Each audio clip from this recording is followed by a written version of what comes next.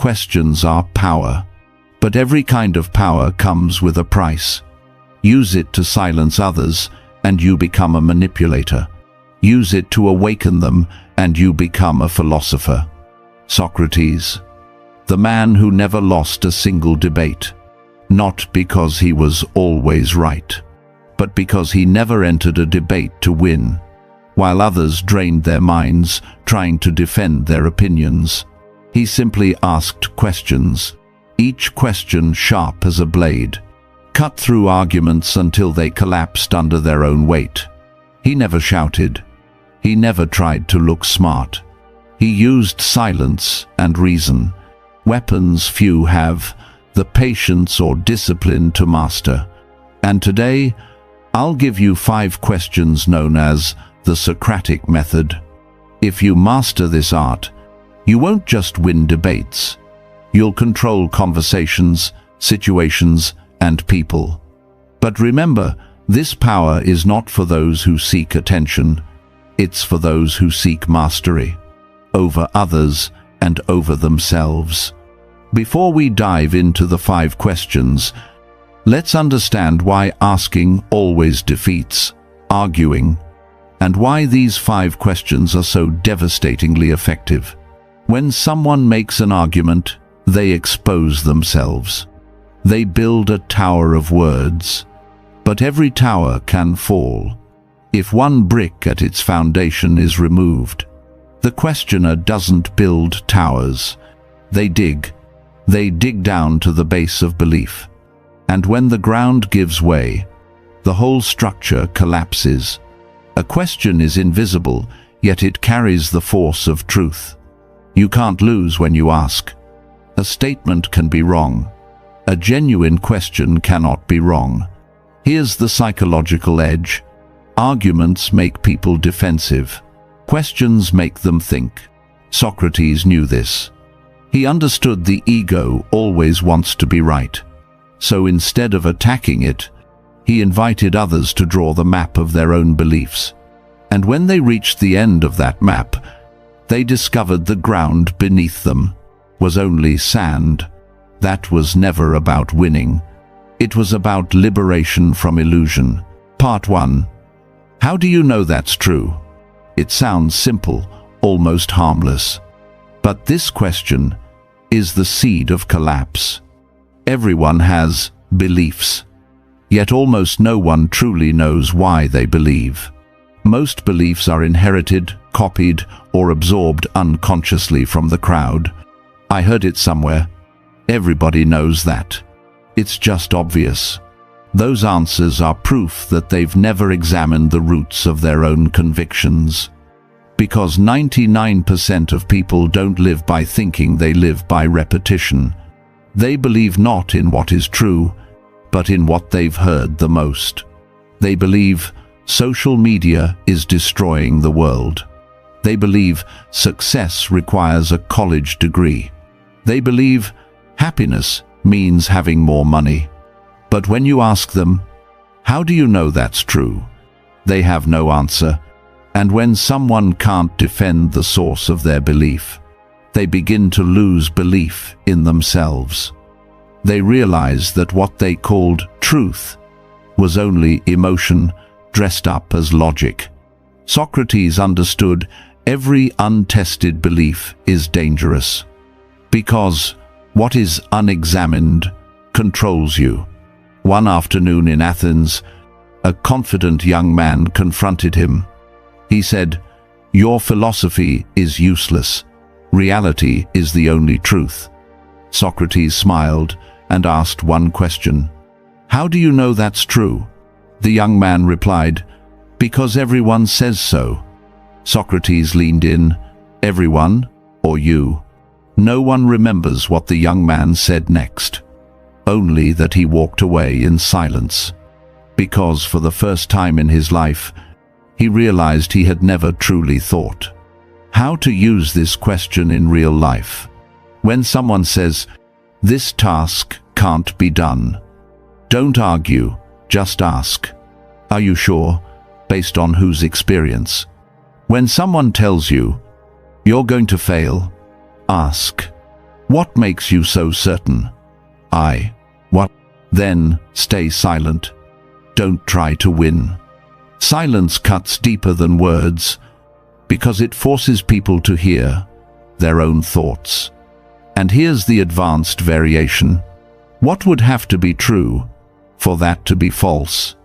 That single question flips logic upside down and forces them to see the blind spot in their own mind. Sometimes it's powerful enough to make those who thought they knew everything sit still, like statues. Part 2. What are you assuming? Every argument is an iceberg. What you see is only the tip. What lies beneath those invisible assumptions are what keep it afloat. Take this example. People should go to college because college leads to good jobs. Sounds reasonable, right? But beneath the surface, you're assuming that everyone wants the same kind of job. You're assuming that the value of life is measured in money. You're assuming that college always leads to success. Peel away those layers, and the original argument begins to tremble, and the person speaking starts to think. This question doesn't destroy by attack. It destroys through awareness. It shines a light on the foundation no one ever examines. Seneca once said, "We suffer more in imagination than in reality, because most people don't live by truth. They live inside untested assumptions. They say, 'I need other people's approval,' but they never stop to ask, 'What makes me believe I need that?'" A young soldier once asked Marcus Aurelius, "My emperor, how can I avoid being offended?" And the emperor answered, "By understanding that words cannot offend, unless you assume they can." The question, "What are you assuming?" is a mirror reflecting the illusions we've built our lives upon. So, how do you use it? When someone says, "I'm not good enough," ask, "Compared to who?" In that moment, you've shattered the wall of comparison, one of the deepest roots of human suffering. When they say, "Everyone should go to college," ask, "Are you assuming everyone wants the same kind of life?" That's how you strike at the foundation, the hidden layer of belief, where truth lies buried. Part 3. What evidence would change your mind? This is the line that separates the thinker from the believer. A rational mind says, "If there's better evidence, I'm willing to change." But a blind believer says, "Nothing could ever change my mind." And the moment they say that, you don't need to continue, because they've already admitted reason no longer lives there. This is the question most people fear, because it forces them to face an uncomfortable truth. If no evidence could ever change their view, then they're not thinking anymore. They're worshipping their own belief. Try it in a real conversation. Someone says, "Crypto is just a scam." You ask, "What kind of evidence would make you change your mind?" If they say, "Nothing, I'd never change," you've already won, because they've confessed. They're no longer guided by logic, but by pride. This question divides the learner from the believer. The learner adjusts when truth appears. The believer defends the ego, even when truth stands right in front of them. Epictetus once taught, "No man can learn what he thinks he already knows." That's what this third question truly is, a test of humility. If you can't point to the kind of evidence that would prove you wrong, then you've become the prisoner of your own certainty. Here's how to use it in everyday life. When someone tries to force their beliefs on you, simply ask, "If new facts appeared, would you be open to re-examining your view?" If they say, "No," you've already seen the limits of their mind. If they say, "Yes," you've just opened the door to wisdom. Part 4. What would someone who disagrees with you say? This question forces people to step outside themselves. And for most, that's the hardest thing in the world to do. The weak want to win. The smart want to understand. But the wise seek to understand even those who oppose them. This question is a test of comprehension. If you can't describe your opponent's view accurately, you don't truly understand the issue. Someone says, capitalism is the best system. You ask, what would someone who disagrees say? If they reply, they're just jealous because they're poor. They've just admitted they've never really listened. Americans grow up surrounded by debate, but most of it is shouting, not dialogue. This question teaches what Marcus Aurelius once told his son: to understand another man's argument better than he does himself. That is the height of wisdom. Picture this: a discussion at an old military academy about discipline. A young officer stands up and says, "The army is fair. Whoever breaks the rules is punished." Then, an older instructor leans forward and asks, "And what if the rule itself was written by an unjust man?" The room falls silent. That is the power of a perspective shift. It opens a door they never knew existed. How to use this in real life. In a political argument, don't rush to counter. Ask, if you were born in another country, would you still think the same? In a personal conflict, ask, if you were me, how would you feel? One question can melt the ice of an entire conversation, because it touches something deeper than logic. It reaches empathy. Part 5. What would happen if everyone thought like you? This is the final strike. The question that drags an argument out of the clouds and throws it into reality. Someone says, people should be free to do whatever they want as long as they don't hurt anyone. Sounds noble, doesn't it? But ask, if everyone truly lived that way, who decides what hurt means? What about emotional pain? Long-term harm? Suddenly, that beautiful idea begins to crumble, because it cannot survive when taken to the edge of its own logic. Socrates called this reductio ad absurdum, pushing a belief to its limit to see if it still holds true. Marcus Aurelius once wrote, "What is right cannot be right only for you. It must be right for all." A thought only has value if it can be universal.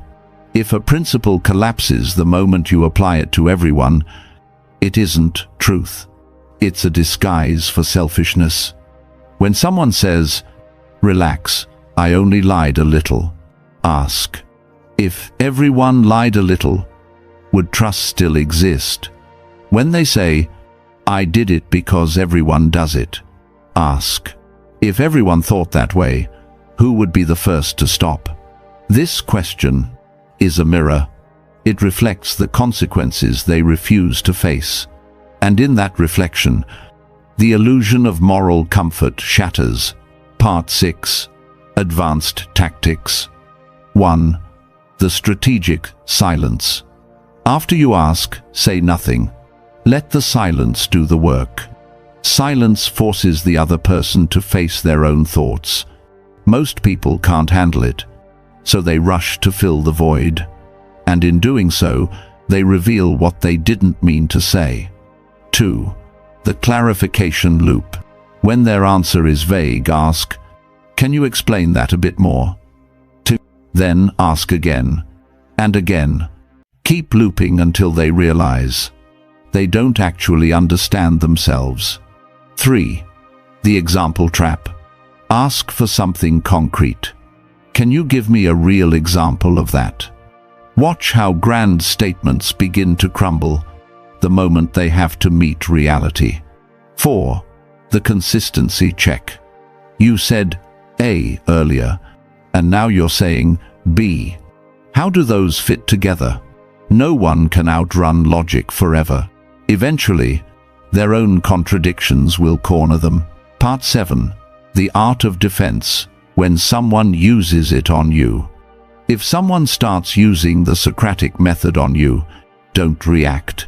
Understand, they're not attacking you, they're testing the truth within you.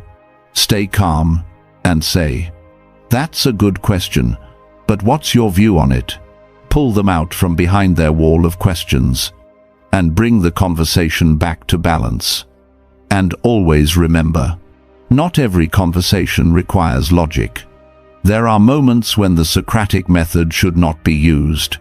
When someone is in pain or anger, the reason doesn't heal emotion. When you're speaking to a boss or a professor, they may mistake curiosity for challenge. When a quick decision is needed, too much analysis kills action. And in close relationships, questioning too much feels less like listening and more like judgment. A true Stoic philosopher doesn't just know how to speak wisely, they know when. Part 8. Applying it to modern life. 1. In the workplace.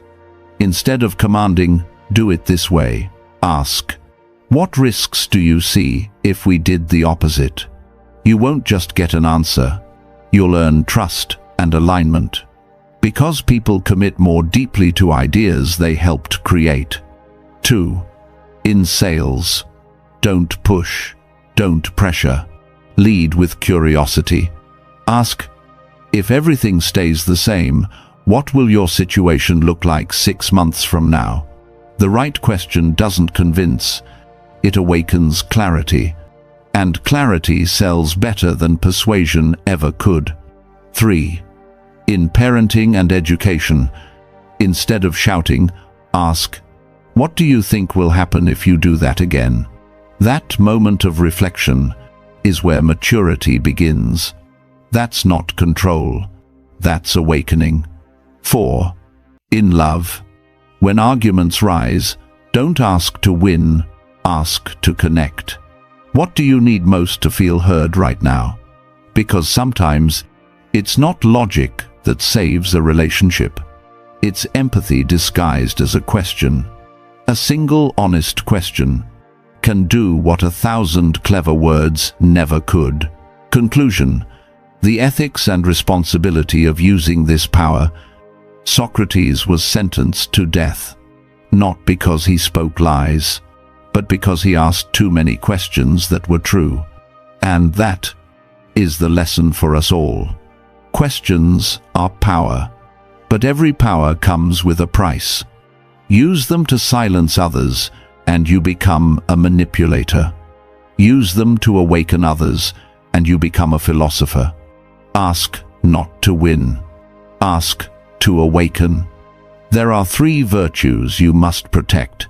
Intellectual humility, you don't have all the answers.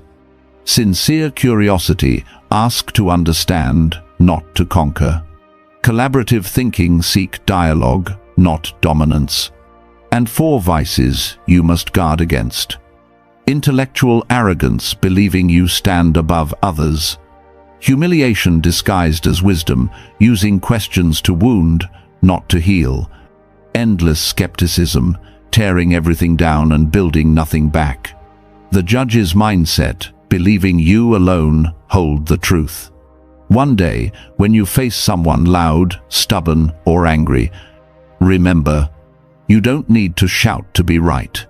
You only need to ask softly, to make them think.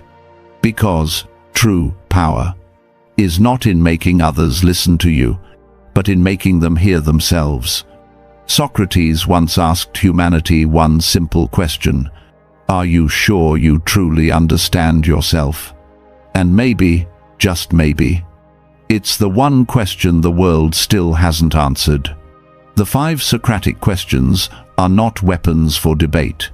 They are exercises in wisdom, for a Stoic mind that seeks mastery, not victory.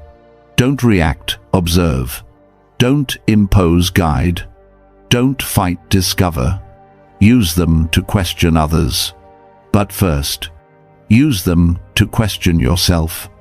Because the one who learns to ask the right questions no longer fears any answer. And if you've reached this point, you're already part of a rare group. Those who seek truth, not applause. So, If this message spoke to you, leave a comment below with just 3 words. I choose awareness. Let that be your commitment. To live, to question, and to grow, with the calm strength of a Stoic mind. And if this journey inspires you, subscribe, share, and let's keep building a world where wisdom speaks louder than noise.